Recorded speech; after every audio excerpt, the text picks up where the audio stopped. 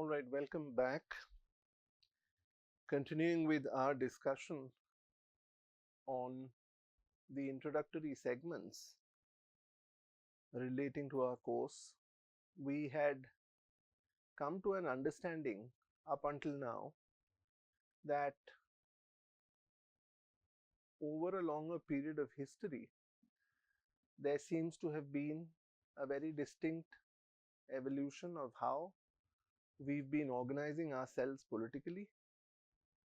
We've also seen that all of that has coalesced towards the consolidated acceptance of state, the sovereign state, as the main unit that we tend to encounter. But in all fairness, we also noted that the changes have been so dynamic that if international relations was just to look at the relations between states, we wouldn't be doing justice to the other phenomena that seems to be playing out over the years in terms of even a very basic visual representation. We had seen how maybe over the years transnational corporations, multinational corporations have become important. We had seen how there is proven evidence that states can actually come together. They can actually bring themselves to the discussion table. It's not always about cannons and guns.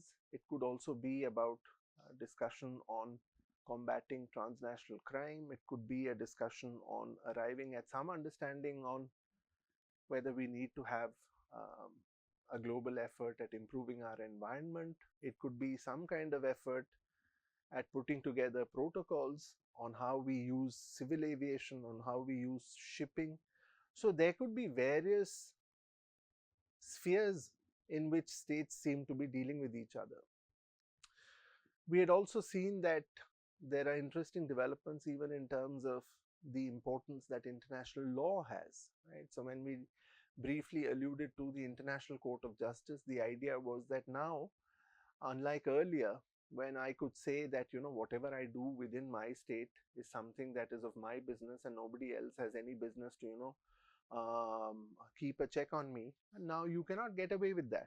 If you are a war criminal, if you've been indulging in actions that harm the interests of human beings, I mean, at the end of the day, the international community would look at it in terms of one despot or one authoritarian ruler misusing the internal apparatus in order to harm the interests of a large segment of the population. And therefore, it doesn't matter if you were a leader of your country at one point in time, you will have to face justice, you will have to face the law, and that is how one sees institutions like the International Court of Justice at The Hague.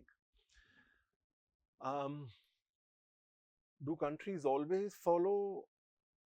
I mean, of course, for war criminals, once they are prosecuted, that's a different thing. But, supposing there's a judgment against a particular country, do countries always follow the judgments which are given out in these international fora? Maybe countries try to resist that depending on their own idea of self-interest. If you ask me, has it happened somewhere? I mean, I could give you the example of how the Philippines went to contest China's claim over some parts of the South China Sea. It won a favorable judgment.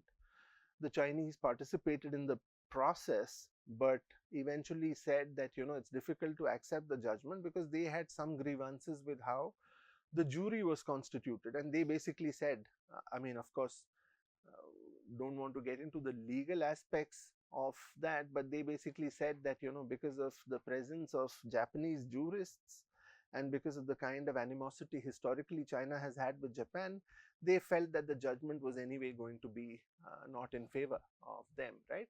So it is not the case that, whatever is decided at the international level may be accepted, but what is interesting to note is that countries do take part in that because they know that this is the only way to solidify these regimes.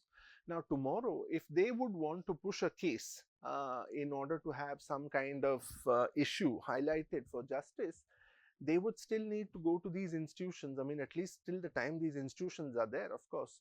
I mean, to quote a famous economist, in the long run, all of us are dead. So, we really don't know what happens in the long run, but at least in the short to medium term, they would still want to participate in these processes.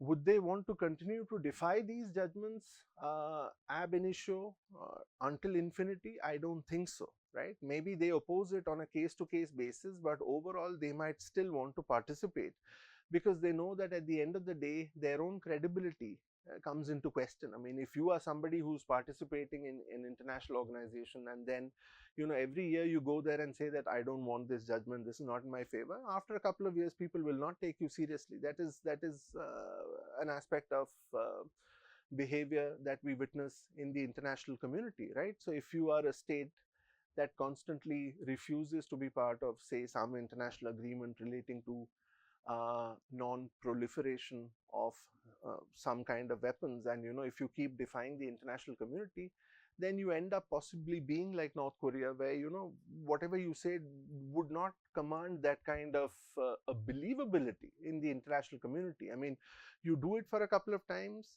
after that they would sort of take a different kind of view, right?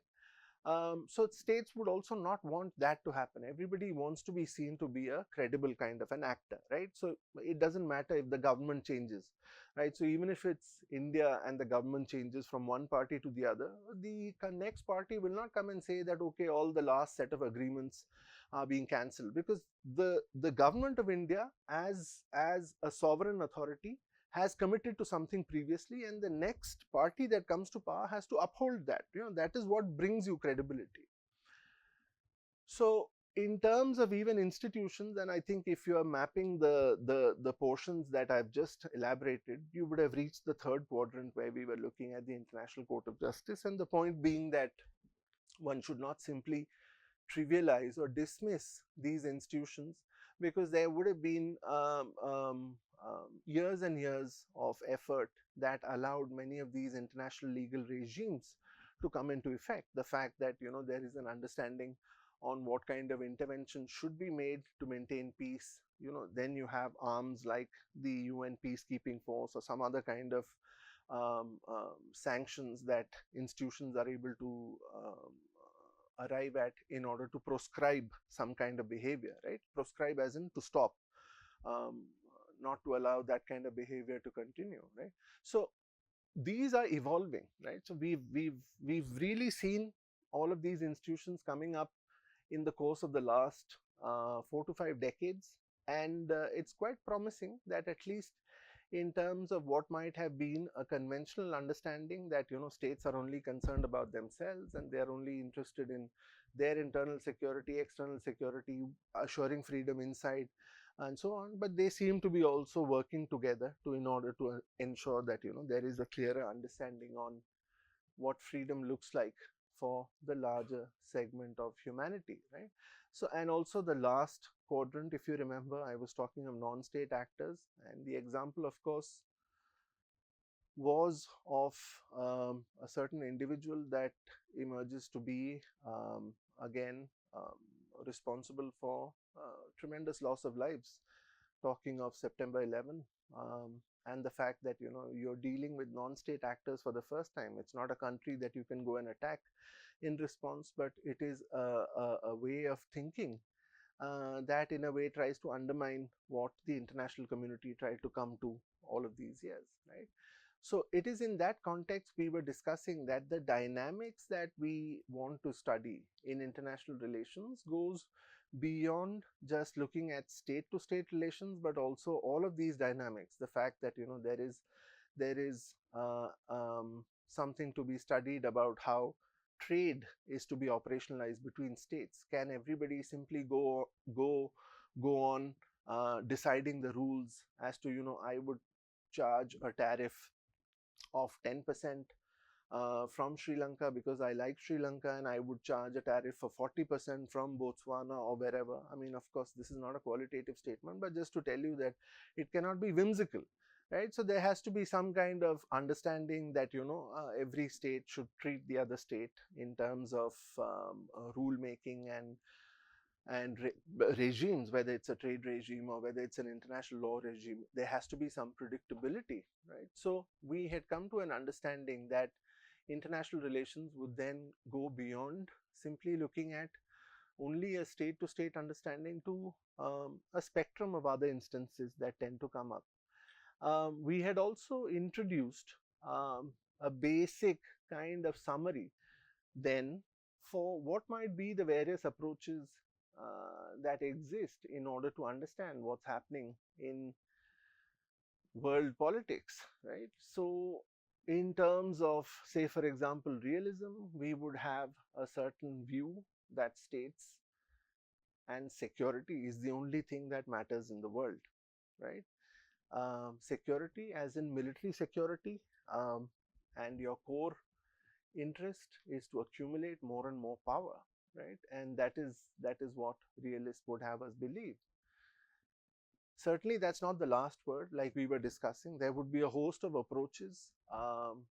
Realism by itself um, would not be the be all and end all of how the relations between states and the other kind of dynamics we discussed get operationalized.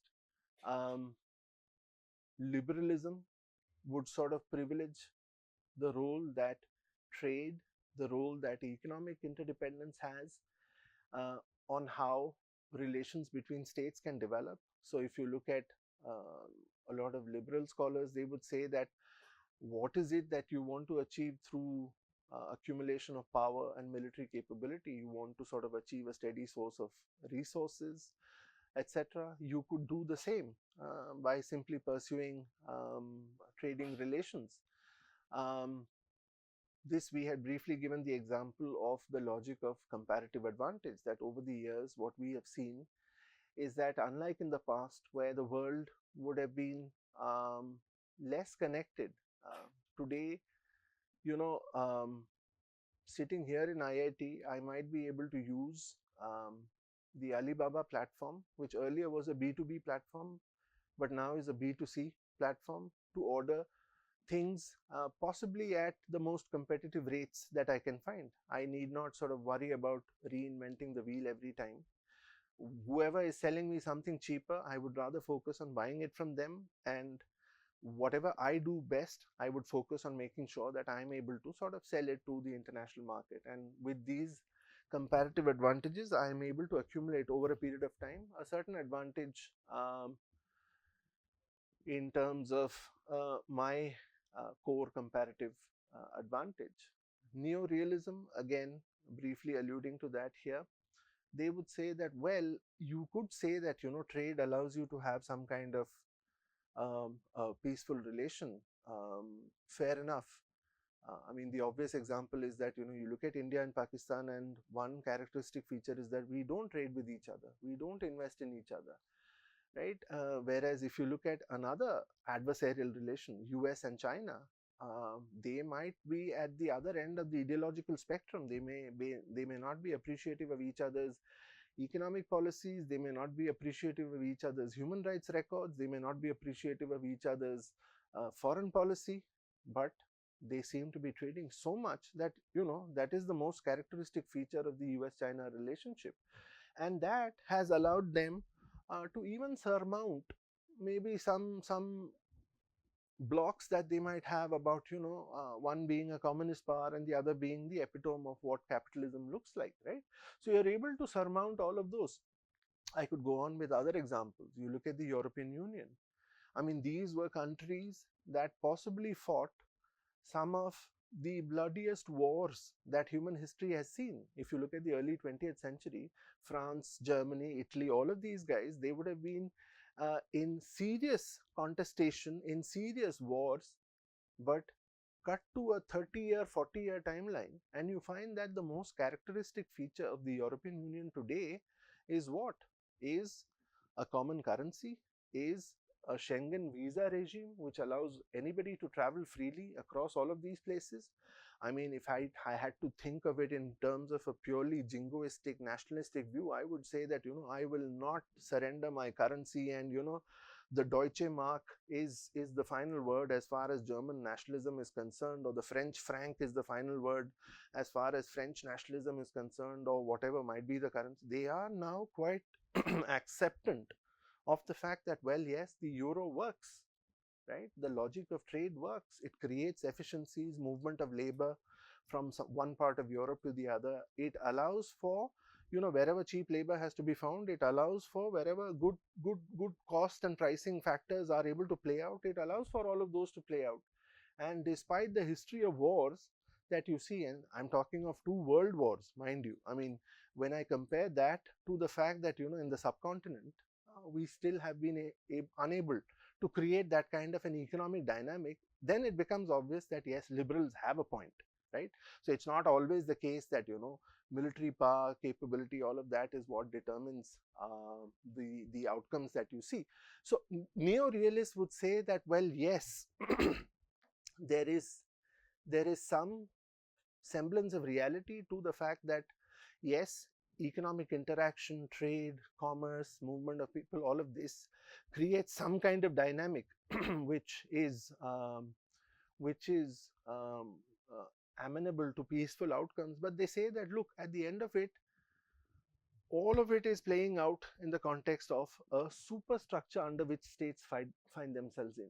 So they say that, at the end of the day, all of this might be okay, but this is happening in the context of a very anarchic international order. And anarchy is something that we briefly described as the absence of an ordering principle, an absence of a hierarchical ordering principle, right? Um, um, what sort of hierarchy are we talking about here? I mean, if you think of legal jurisprudence, then we are talking of, say, for example, if I have some legal issues to deal with, my first point of entry would be the district court. If I'm not happy with that, the next point of entry would be the High Court. If I'm not happy with that, the next point of entry would be the Supreme Court. So there's a hierarchy. I hope you understand what I'm trying to say. But in the international system, there is no hierarchy like this. Beyond the state, everybody is on their own. And that absence of an ordering principle, neo-realists say, creates this kind of behavior. So how do I trust another state, right? I still cannot say that trade and investment is creating peaceful outcomes. So therefore, I should give up my military. Therefore, I should stop investing in defense. That also doesn't happen. So they say that always the aspect of a security dilemma keeps playing at the back of the mind of the leadership anywhere. And, no matter what good outcomes you cite, at the end of the day, at the back of their mind, they would still be worried about, this being a self-help system, there not being a 911 or an internal emergency sort of helpline where, you could call up someone. They would say that each person has to take care of their own requirements, and therefore a similar understanding to what, classical realists would argue is articulated by neo-realists. Neoliberalism, again, they would say that, well, at the end of the day, you can talk about anarchy, but still states do seem to sort of have different tracks to pursue. So they would say that there is a track that privileges security, there is a track that privileges political competition, but at the same time, there is a second track, according to neoliberals, which also privileges the role that trade, that institutions, etc. play. So they feel that, it might be anarchic, but it's not that, the international system has no kind of coherence, right? It might be anarchic, but there's certainly some coherence. If you have to participate in a very strong effort at say improving the climate, then even if some effort has previously failed, say the Copenhagen summit has failed, you still try and push for the Paris summit to succeed, you still try and push for something else to succeed. So anarchy doesn't mean chaos. It just means that at some point in time you might be sort of reordering your priorities, and therefore they would say that at the end of the day, as long as one is able to sort of look at outcomes, one feels that more trade, more investment leads to more peace. The English school briefly, and the English school points to a larger recent development relating to constructivism. But the point here is that when we discuss the study of international relations, it's not just in the approaches that we find that changes have happened, that people start articulating different ways of looking at how the world works, but it is also in the methods that change has happened. So just to give you an example, if you were sort of focused on the fact that now the international system, at least in the middle of the 17th century, owing to the Peace of Westphalia, the Westphalian Treaty, 17th century, I think 1648, the Peace of Westphalia, if the idea of a sovereign state subsequently got matured from a European idea to a Western idea, then, as we mentioned, in the context of Asia, there were anti-colonial movements, and if states became consolidated, you can very well imagine that the initial approach in international relations would have been based on what? It would have been based on a discussion of history, right? They would have discussed things which related to, say, for example, philosophy, right? So if you're looking at the 5th century, when you were wanting to study Greek city-states and maybe the competition that emerged between Athens and Sparta, you would be looking at political history accounts by historians like Thucydides, right? Who would then say that, listen, there is this new power that is emerging based on the strength of their seafaring, which is Athens. There is an existing power which already exists, which is Sparta, and they are a very strong land power. They have been consolidated over the years, and just the fact that they see another power is emerging, they feel worried, and therefore they preempt any kind of challenge by ensuring that they tackle Athens and are able to defeat it, right? So the narrative that I gave you from Thucydides' account of the Peloponnesian Wars basically is a historical narrative on how there is an existing power that gets challenged by some kind of challenger, and the idea of preempting the other challenge results in some kind of war, right? Now, this is a historical explanation. Over the years, you would have had other kinds of historical explanations. There would be, like, other aspects of philosophy. I mean, whether you look at other explanations that we'll study as part of classical realism, there would be some other kind of understanding that talks of the relations between states, even in terms of philosophy, right? So, for example, if you want to look at the idea of a ruler and how well he should be ruling, you would find that some scholars would say that a ruler should be as cunning as a fox and as brave as a lion, right? We'll come to these specific explanations and authors, etc., later. But what I'm trying to get at is the fact that through philosophy also you could explain how states behave with each other. So the fact is, if you're trying to say that the ruler, if he's always honoring his commitments and if he's always honoring the agreements that he makes, will not always succeed, because when he is dealing with other states, he has to be as wily as a fox, very clever to deal with how to avoid situations, and as brave as a lion, right? Now, this is just a philosophical description of what a good ruler might be, right? Now, the English school primarily believe that those approaches still remain very relevant, right? Now, of course, this is a later approach, but what they are saying is that over a period of time, there seems to be some influence in IR theory where the behavioralists, right? Behavioralism became very important. What is behavioralism? In very simple terms, there was this set of scholars who felt that, one should not simply use narration to say that, more trade is leading to more peace, right? What is the use of this method? I want hard data. So give me data which says that, okay, from 1911 to 1940, annually trade increased by 5%, and 1911 to 1940, the instances of trade declined. You give me data, I'll believe you. also a fair approach, right? It's just that there were different approaches that got introduced along the way. So this focus by the behavioralists on data, on a certain, and this also reflects the fact that so many people get involved in international relations. I mean, now if you look at any international relations paper, you'll find some economist based at a US university collaborating with the political science professor, and both of them, coming and suggesting that, okay, in democracies, this results in this. They use data and establish the same thing, right? Possibly what somebody else would be using through narratives. So when you look at this kind of change, and again through the 50s, 60s, 70s, 80s, this change was fairly believable, right? When I say the change is fairly believable, I would give you a real example, and that will sort of satiate that curiosity. So what was happening in the 50s, 60s, 70s, and 80s? The world was going through a scenario where after the two world wars, the US became the most preponderant power, right? The US was the biggest victor of both world wars. Frankly speaking, every era had their own victors and their own losers. So, if I go back in time to the 16th century, then I would have to sort of think of the Portuguese as the biggest sort of victors. Subsequently, I would have to look at the Dutch, I would have to look at the Spaniards, I would have to look at the British, I would have to look at the Germans, Japanese, I would have to look at the Americans. So every era would have had their own preponderant kind of power.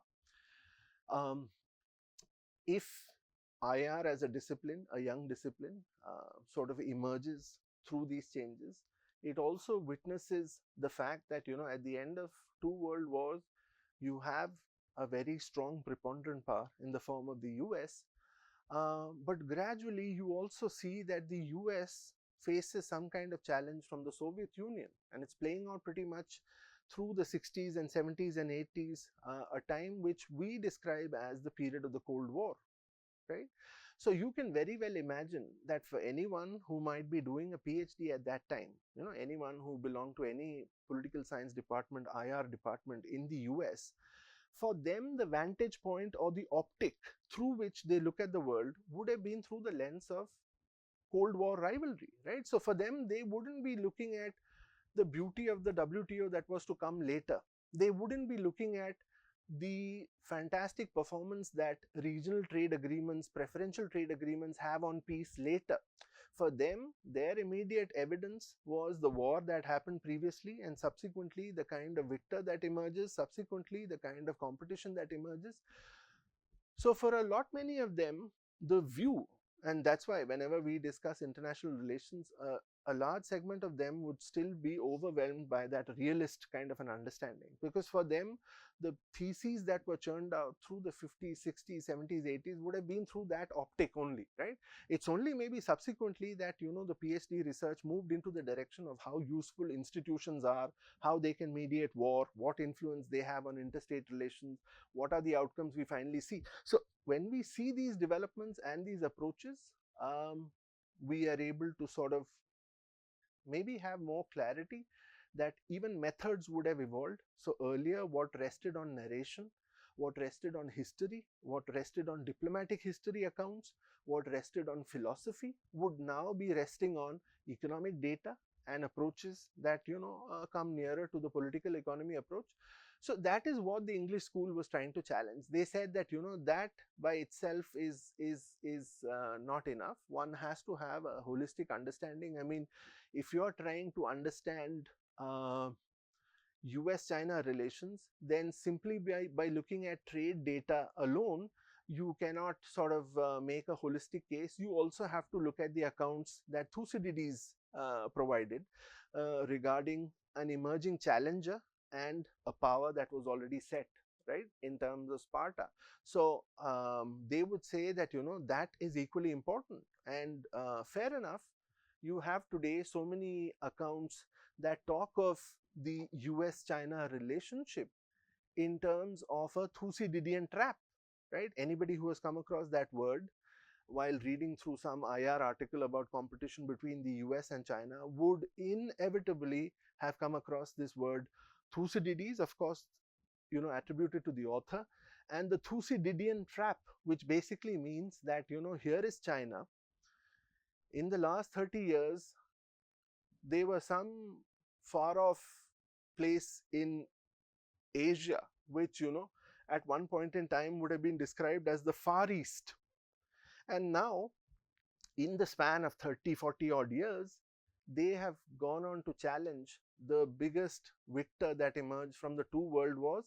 And also, at the end of the Cold War, the fact that, the disintegration of the Soviet Union meant that the US was still the most preponderant power is now getting challenged by someone who just sort of who joined the race in the last 30 odd years, right?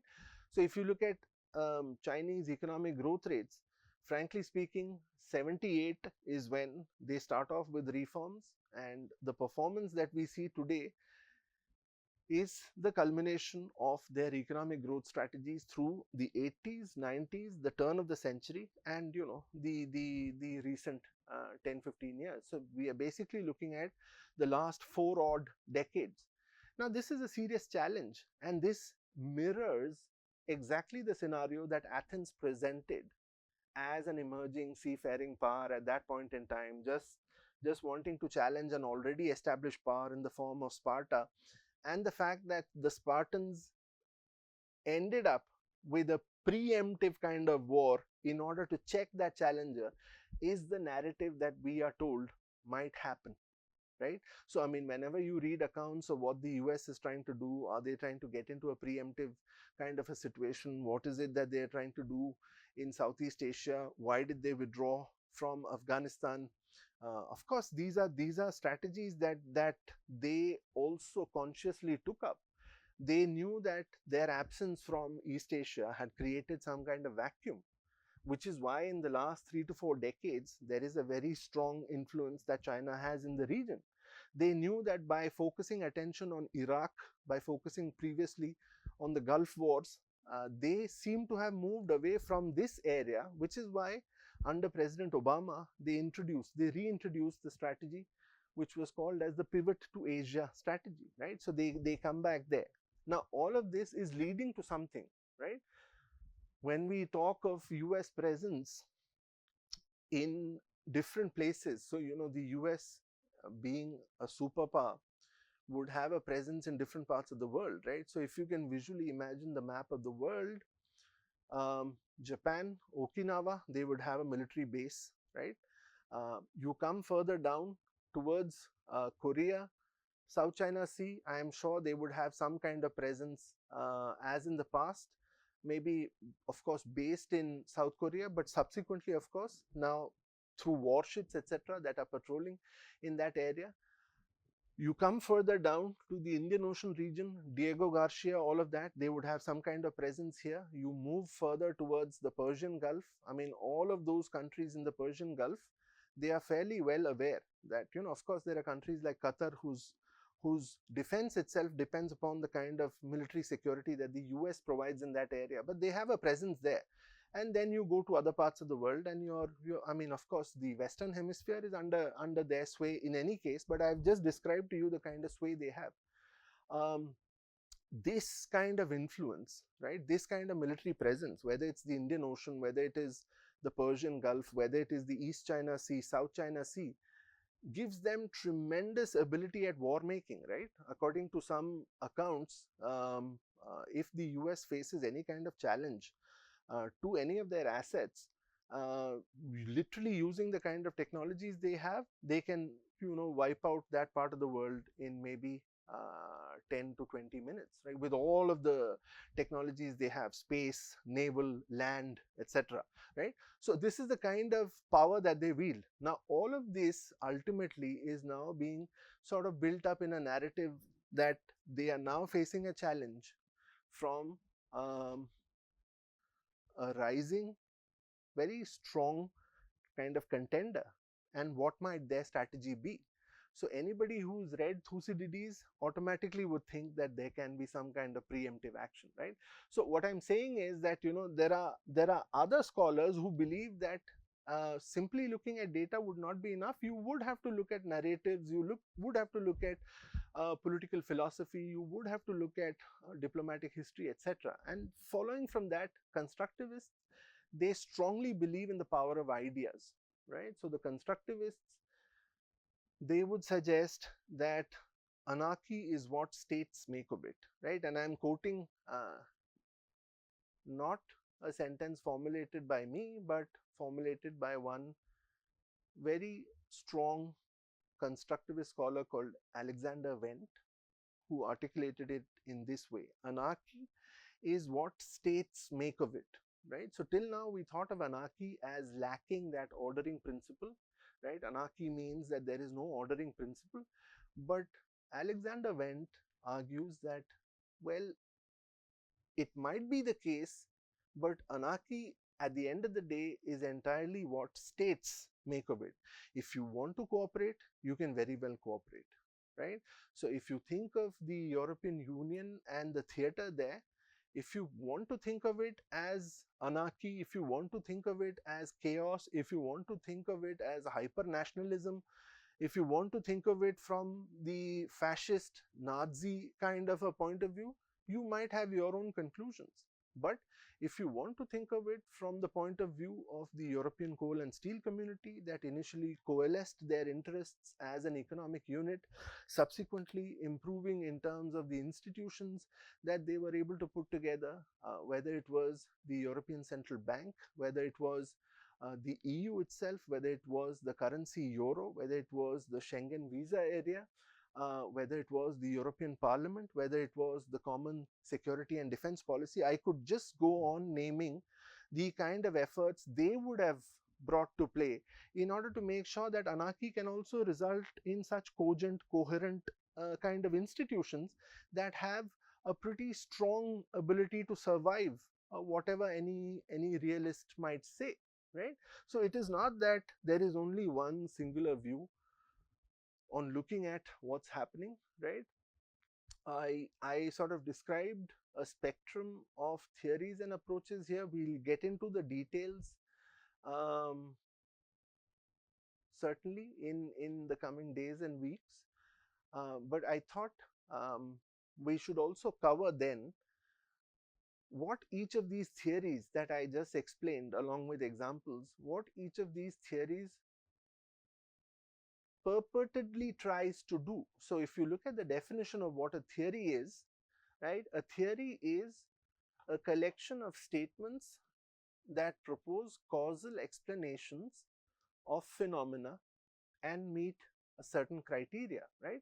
Collection of statements. So if I talk of realism, I would have statements relating to power, I would have statements relating to military capability, I would have statements relating to anarchy, I would have statements relating to state as the only actor. If I talk of liberalism, I would talk of statements that stress on the role that trade plays, investments play, interaction between states play in improving bilateral conditions, how that attenuates the likelihood of conflict. If I talk of neorealism, I talk of structure, I talk of anarchy in one sense. If I talk of neoliberalism, I talk of, you know, certain ordering of priorities. There could be a priority for security, and there could be a priority for other engagements that you wish to pursue in interstate relations. If I talk of constructivism, I give you statements relating to how norms, ideas, etc., can also lead to a certain way of viewing things. The example in the tiny lettering that you see is something I think we already sort of dealt with previously. The example that, you know, when a realist talks of somebody acquiring weapons of mass destruction, and therefore country X has weapons of mass destruction, and that is a threat to me, and therefore I should pursue a certain military strategy to take that country out. The constructivists would say that, well, it doesn't seem to be that you have a problem with weapons of mass destruction alone, because your ally, who's just a couple of 100 kilometers away across the Atlantic, he also pretty much has more advanced weapons, whether it is naval capabilities, whether it is nuclear capabilities, but you don't seem to be worried about him acquiring those capabilities so much. So it cannot be about weapons per se, it has to be about a certain norm creation that you have indulged in, that, you know, maybe this is part of the axis of evil or something like that, part of the norm creation that you indulge in, right? this kind of norm creation can work in both ways. I mean, if I were to give you the example of India and China, before 1962, there would have been a very beautiful understanding of the bilateral relationship in terms of Hindi Chini Bhai Bhai. That was also something not I made up, but that was the reality of that time, right? But subsequently, norm creation became what? That, you know, today there seems to be competition, there seems to be some kind of rivalry which is insurmountable. From a point of view to a completely diametrically opposite point of view, you can arrive at these outcomes that determine your choices, right? So it's not about missiles alone, it's about how you formulate certain views and ideas, right? So I leave it here. More when we meet in the next class.